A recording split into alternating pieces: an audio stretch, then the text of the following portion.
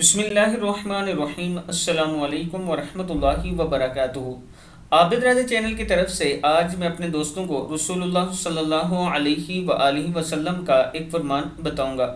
रमज़ान के पहले दिन जन्नत में हूरों की दुआ। हज़रत इब्ने उमर रज़ी अल्लाह तआला अन्हु फरमाते हैं कि रसूलुल्लाह सल्लल्लाहु अलैहि वआलिहि वसल्लम ने इरशाद फरमाया, रमज़ान के इस्तकबाल के लिए जन्नत शुरू साल से आखिर साल तक अपनी ज़ेब व ज़ीनत करती है। आप सल्लल्लाहु अलैहि वआलिहि वसल्लम ने इरशाद फरमाया, जब रमज़ान का पहला दिन होता है तो अर्श के नीचे जन्नत के दरख्तों के पत्तों से हूरों के सर पर हवा चलती है।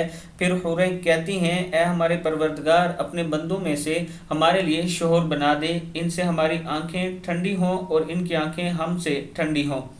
मुश्कात शरीफ की हदीस है। मैं अपने दोस्तों से गुजारिश करूँगा कि रमज़ान शरीफ में अल्लाह ताला को राज़ी करने के लिए अल्लाह की इबादत किया करें और तौबा इस्तगफार करते रहा करें। अस्सलामु अलैकुम वरहमतुल्लाहि वबरकातुहू।